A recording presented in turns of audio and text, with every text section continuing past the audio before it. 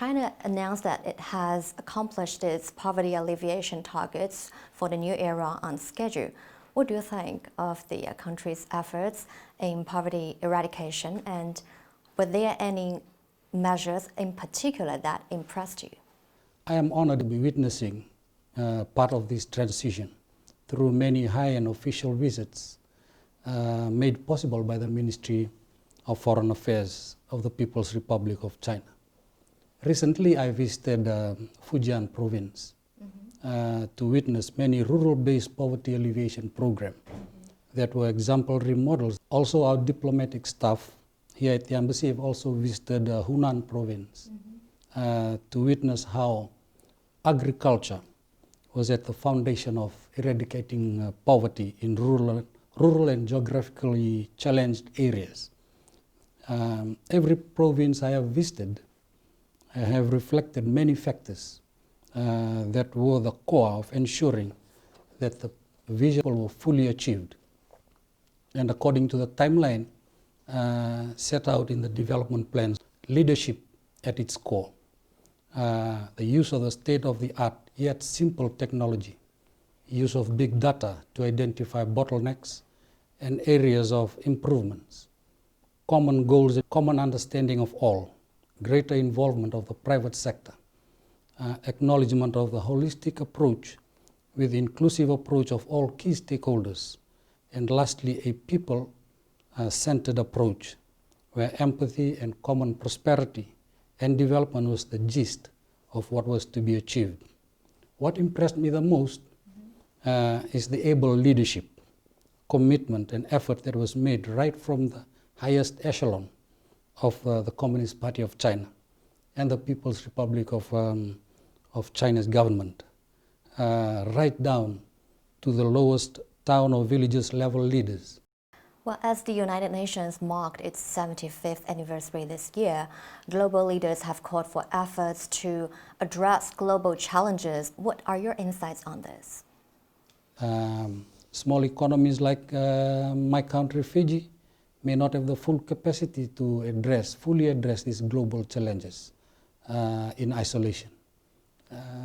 Organizations such as the United Nations were established to look at the global issues, provide information, and offer solutions.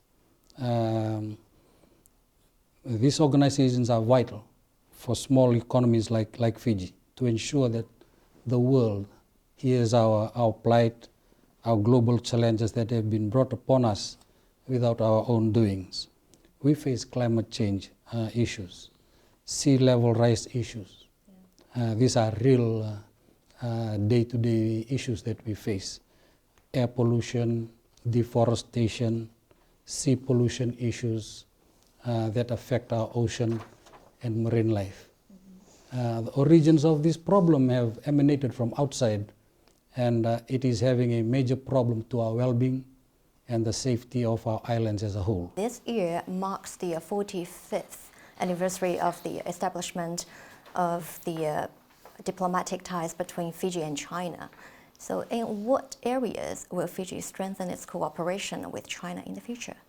As you may know, Fiji was the first Pacific Island countries to establish diplomatic relations with China. And this was way back in 1975. This year we celebrated 45 years of diplomatic relations and friendship. It was celebrated both here in Beijing and also in Suva. I may also note most of the development projects, major projects in Fiji, like the building of highways, roads, ports, jetties, bridges. Most of these big projects were supported, assisted, aided and funded by the People's Republic of China. As I've stated, in 2018, both countries signed the agreement to elevate that partnership, that agreement of diplomatic relations, from a strategic partnership to a more comprehensive strategic partnership based on mutual trust and common development.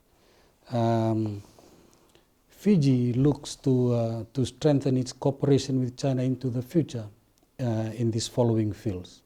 the field of agriculture and rural development, the tourism sector, the fisheries sector and maritime development, poverty alleviation programs, health sector, infrastructure sector, trade and investment and connectivity and liberalization.